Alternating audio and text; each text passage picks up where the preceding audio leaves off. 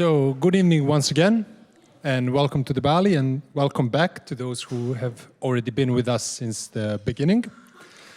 My name is Stefan Malesevic. I'm the head of cinema at the Bali, and it is my pleasure to announce the second film of this year's edition of the Amsterdam Polish Film Festival, a festival that highlights the cinematic output of one of Europe's film powerhouses.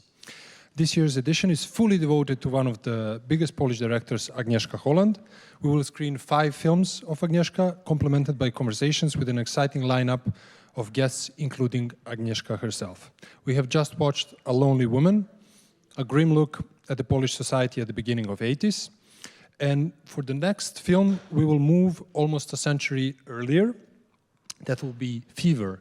And Fever portrays a group of Polish anarchists who are plotting to assassinate a high-ranking Russian official.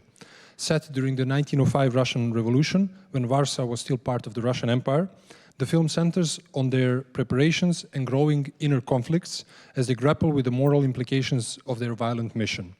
The parallels to be drawn between the revolution against Tsarist Russia and against the communist regime controlled by USSR were evident to the censors as well.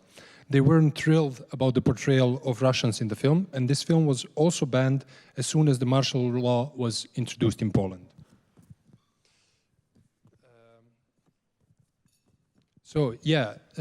Before we watch the film, we'll have a short conversation that will help you maybe to place what you have just seen and what you will see in more of a context and give us a bit more of insight on the decade of 80s in Poland. So please, can you give a warm applause of welcome for Bozena Kopczynska and Barbara Malak-Minkiewicz.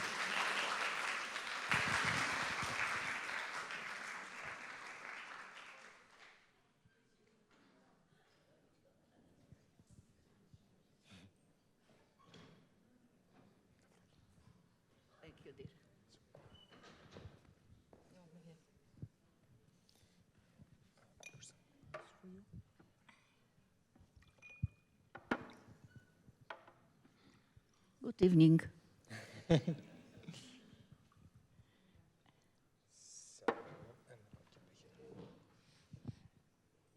So, welcome, Barbara and Bozena. Thank you for coming to share your experiences with us. I would like to begin with you, Barbara, and introduce you a bit more to the audience. Because I'm the oldest. We have the most respect for you. Can you just keep the microphone a bit closer? Yes, that's great. So, can you tell us what were you busy with at the onset of the 80s when this film is taking place? I was busy, as many other people in Poland, with solidarity movement. And then for a short period I was busy with prison life. And then I was busy with... Just keep the mic like this, really, yes. Maybe I will swallow it. This is good. It happens to me all the time. So I said that I was busy with solidarity first, and then I was for a short period of time in prison, so I was not very busy actually. It's a boring experience. And then I was busy with what we were calling Building New Poland, mostly. At that time, I already could get two-way passport to come to my boyfriend at the time, and later on my husband, to the Netherlands. And I was working for Radio Free Europe, trying to transmit to anybody who wanted to listen what is happening in Poland, because the official media were still controlled by the communist regime. It was quite weak regime already, but still old habits were in the place, so not really good information was passed around. That's my story. And what was your position in Solidarity? Solidarność? Oh, that's hard to say. I was... Of course, I was head of Solidarity at my department of psychology at University of Warsaw. Because you were a professor already at the time. Yeah. And I was also the advisor at the district of Solidarity of Mazowsze that was, it was a part of Poland that Warsaw is located in. And my major task there was to help Solidarity Commissions at different institutions, mostly factories, to deal with management. Workers were saying about me that I'm better even than parrots when talking to their management, and parrot is a nickname for attorneys. So it was quite a compliment, frankly speaking. And I was trying to help them to get what they wanted to. And it was very complicated because many people did believe that Solidarity was mostly a movement of people who wanted to have more money. Of course, anybody wants to have more money. But except of this, the very, very important part of this whole struggling was struggling for dignity, for recognition of value of human being. It sounds almost ridiculous that in communist system there was such a lack of respect for people that we all, in some sense, experienced. And of course, people who were working in factories, they were experienced this even more. Of course, it was related to the whole history of this region, you know, slavery. And my grandmother used to say to my father when the man was coming to repair our toilet, she was saying, Stasiu, people will be coming to repair the toilet. For her, he even didn't have a name. He was just a people. So that was a bit the general atmosphere in the country when Solidarity was born. And when it started, it was first a trade union. So that's why people were misinterpreting it as just people fighting for higher wages. But how does the university tie into this struggle? Well, university also wanted to belong to trade union. You know, trade union was a good label because for Bolsheviks it was very difficult to deny people right to be in the trade union because the communism raised also on the trade unionist. So it was good nickname, but of course we all have the same aims and goals, but also some different. We were representing different groups in the society. So do you think that the movement kind of grew into something bigger, or from the beginning you had the idea that it is something big that should fight for dignity and a change of the system of values and not just workers' conditions? I believed from the beginning that this is very big and that it will go far, and maybe not because I was smart myself, I was not, but I was in good relation with a group of Polish opposition leaders, people who came from communism themselves, like Jacek Kuroń, for example, or Bronek Geremek, who was very Nobel professor at university in history. And they really were focused on linking all needs of human being into the one human being character that could be supported by what we were calling trade union. And at that time, Bozena, you were studying, you were a student. How did you get? No, I wasn't a student yet. I was in a high school. Yeah. High school student. Yeah, I was in a high school. And I actually remember because I started a music school in Krakow. And suddenly on Sunday, the martial law began. And we didn't know what was going on. And I had to go to the house of my parents, who was in the east of Poland, because I wasn't allowed to stay in Krakow. Were you aware of Solidarność? Absolutely, I was aware. I don't know if you notice, actually, in the film, there is one It made me really think about my childhood, because my family, my father's family, was on a blacklist. So, for example, when I was wanting to go study, I didn't get extra points because I didn't come from the peasants. But my parents were never in a party, communist party. So there is one moment when she comes to deliver the money, I think, or a letter, and there's a search in the house. That happened in my parents' house as well when I was a child.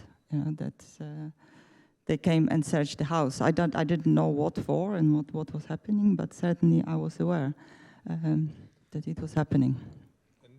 Beside the searches, we see in the film a lot of really terrible elements of a society, like people having to queue for the shops, rationing for meat.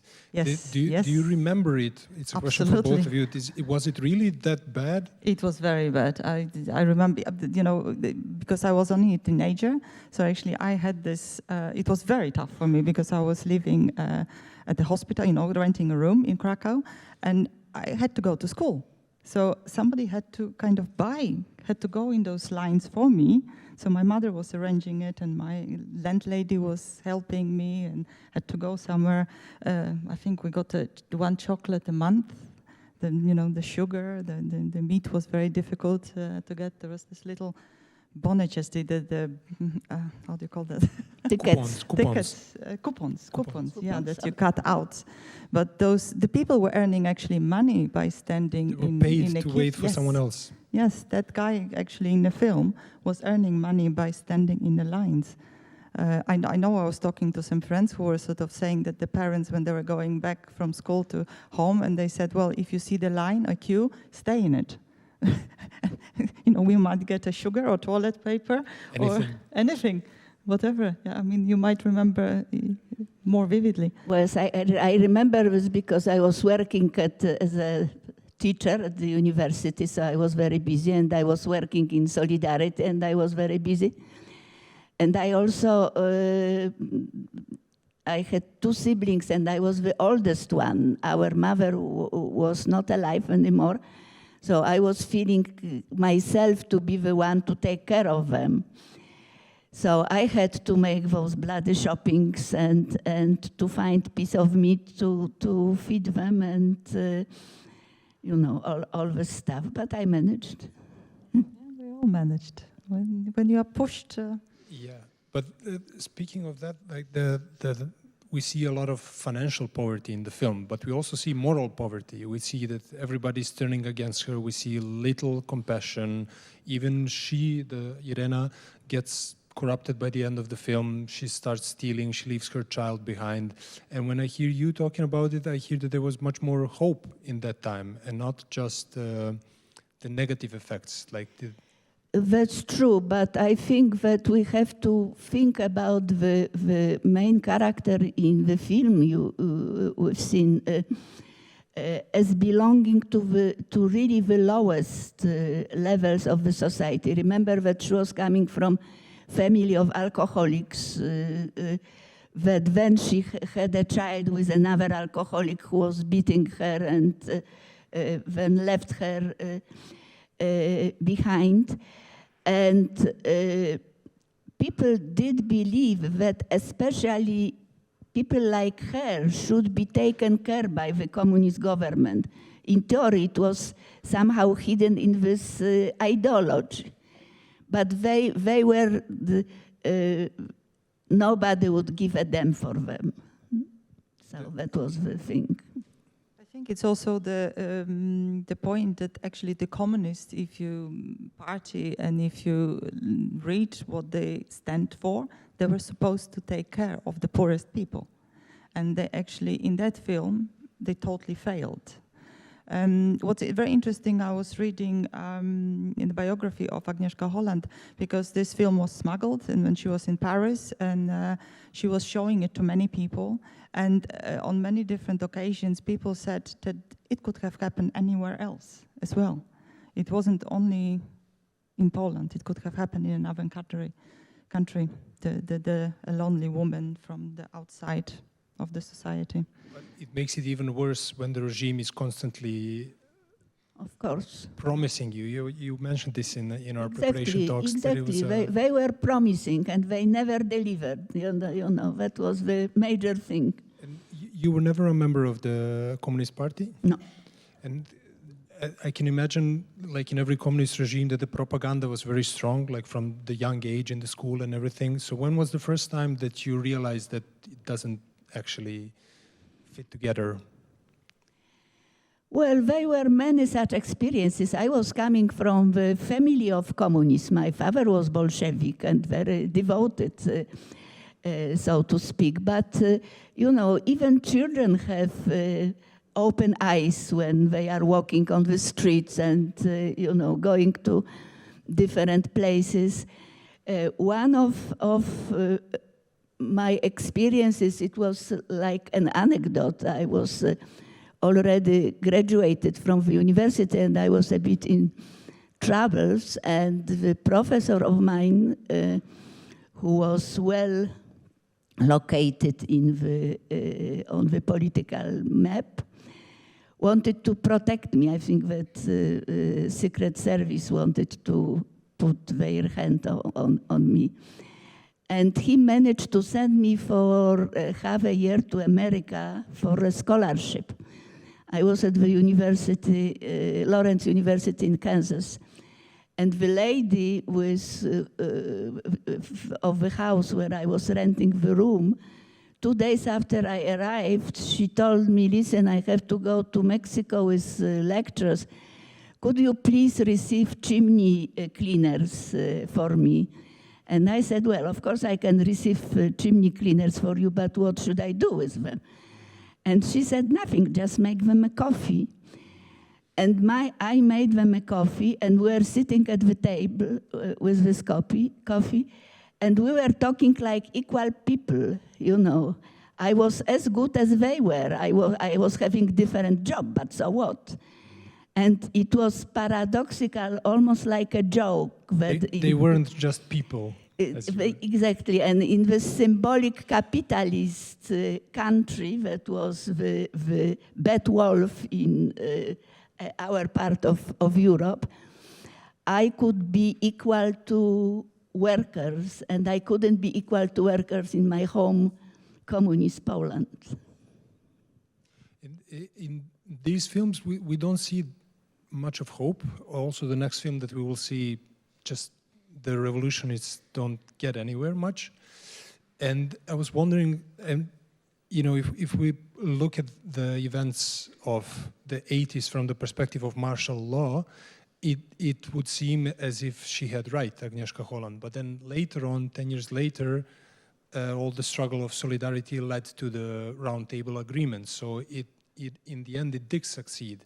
So I was wondering, what do you think, what made her be so skeptical about the movement? Because it's clearly a kind of a political parable. We also see people talking about Solidarność in the film, and they're only talking about it from the point of view of personal advantage, right? Whether they can give something. Yeah. Who is giving a car, Communist Party or the Solidarność? Yeah. You don't see, it's only in the backdrop as she's walking by, you see the demonstrations.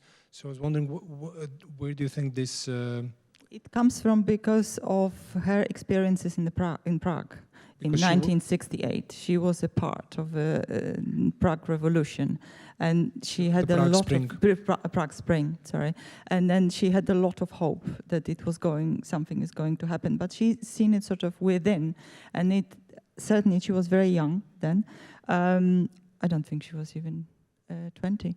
That it puts a sort of a shadow on her that she kind of saw already in 81, beginning of 81.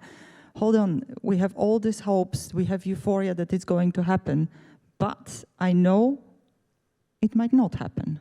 And we also, you know, there is the aunt who is dying on a bed. She's talking, you know, there's lots of military. Yeah, we did see it. There was a military, and we heard later that apparently the Russian army was standing ready to come in on the border. So anything could have happened then. There were even talks about the American army coming. Yeah. So there was a lot of possibilities. Yeah, but that's what I think Agnieszka was kind of having in her mind. Hold on, it can turn also differently. That's what I think a second film is much more connecting to that. You know, the revolution is not necessary always, or change that easy. It might take time. It's going to take time. Like you did. Yeah, like you did. Yeah, but we were not that pessimistic. Of course, the martial law was a big shock, and you know, were almost all arrested, with the exception of few who managed to hide themselves. But somehow there was still, in our heads, there was still this idea that cannot finish like this, that we went too far, that it will somehow raise up again. And that it grew too big, right? Yeah. There were too many people involved to just Exactly. kill or imprison everybody. Absolutely. You know, I can't compare my arrest to your arrest because mine was very brief. But just to tell you, when the martial law started, I was in high school, and you were not allowed to walk with more than 2 people, young people, on the street. And we just came out of the school, and we were walking on the street with the 3 of us, and we were laughing, and suddenly we were arrested for just being with the 3 of us. Walking and laughing. Walking and laughing, because the police thought, oh, they're laughing at me, you know? That's... No, so we were arrested for a few hours. We sat in the big car, and then they let us go afterwards. But we went out and we went on, and we believed it's going to change. Yep. Something is, Even if it takes 10 years. Yeah, and and we were taking part in all the demonstrations. My own experience. I was playing the cello. I was coming home with my cello, taking part in demonstration, and suddenly the tanks came with the water, and I really worried about my cello, not myself, that they are going to hit the cello, run like crazy. But we all believed it's going to change, it's going to happen. We were too far. I was wondering, are there any questions from the audience, maybe, if somebody wants to, or share an experience or a comment? There's one there.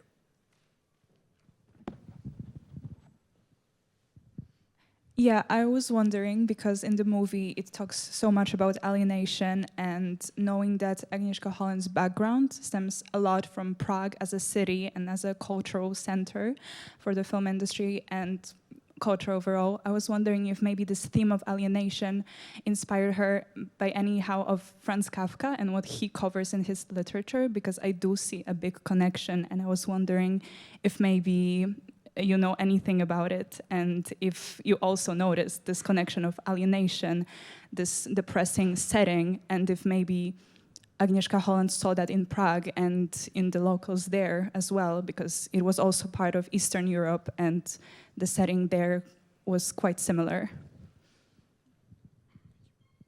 Certainly, if I may say, she's just making at the moment a film which is going to be called Franz. Not Kafka, but Franz. And she said in one of her interviews, actually, that was one of the reasons she moved to Prague, because Kafka was her brother, kind of. So it's very possible that what you just described, this alienation, that's connected to Kafka, who has been there in her life from early on. Certainly. Yes, we have one more question here. In the film, we see a lot of how poverty really strips dignity in quite a profound way. And I was wondering if you have any thoughts on the extraordinary economic prosperity that Poland has experienced amongst the social difficulties that have co-occurred in contemporary Poland, and how Polish people relate to this time as, different to this relatively prosperous period.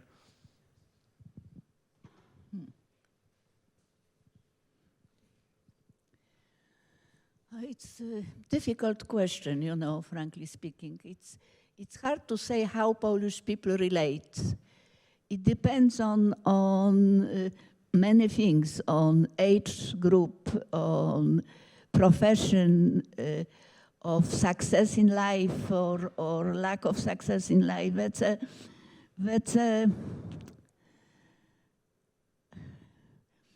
I'm sometimes disappointed that young people know very little about this period. And not because I think that we all have to know very well our history. That's not my idea, but I think that knowing this period would help to understand better also problems that we are dealing with at present. We still have this big baggage on our backs of communist experiences and years after, when struggling against this from very different ideological points of view. You know, we have among ourselves left-oriented people, but also quite radical rightist, you know. It's a tough question. Yeah, it is a very difficult question. I mean, the Polish economy is the fastest growing economy in the last 25 years. You know, what Poland has achieved in economy and growth has taken Netherlands something like 60 years. So emotionally, in a way, we are catching up. You know, there was no time to rest, kind of, and deal with the changes and everything what is happening. That it's coming. I think we hope. You know, it has to go through a lot of changes as well. On the emotional level. It's not only that everything is much better and then economically it's much better, we can travel, we can do everything, whatever we want, you know, but it's also to work through everything what has happened.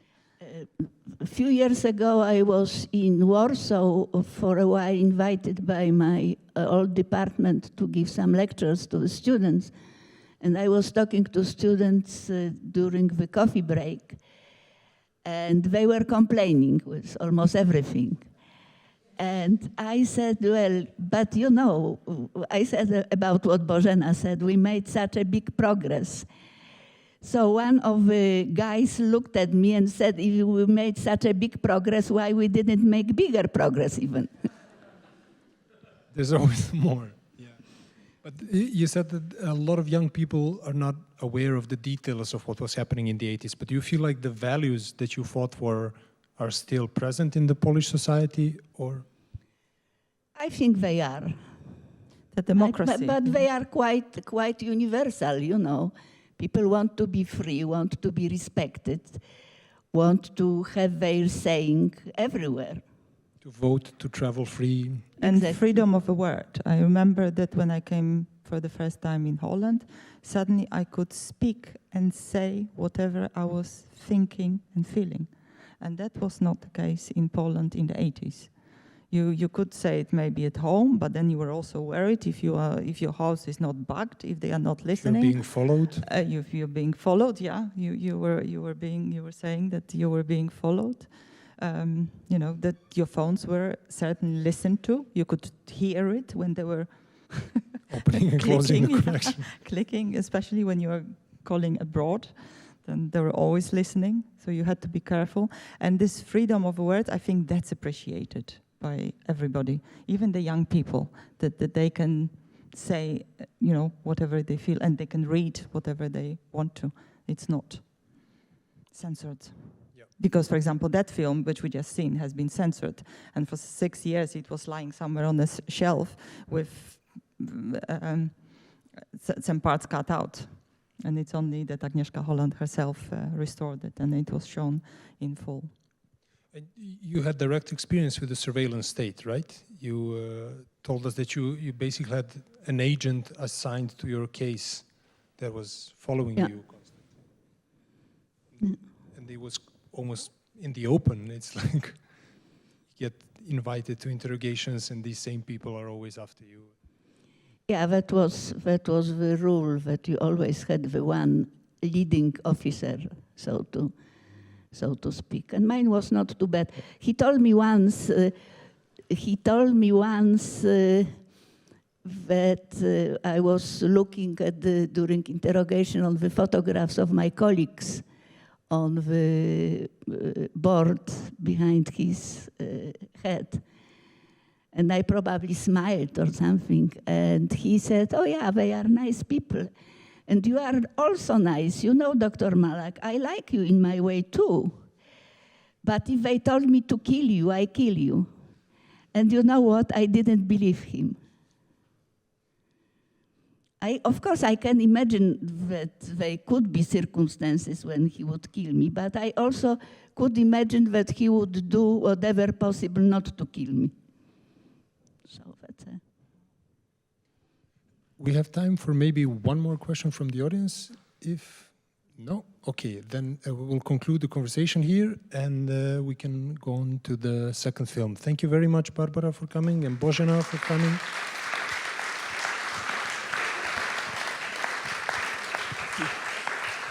I thank you.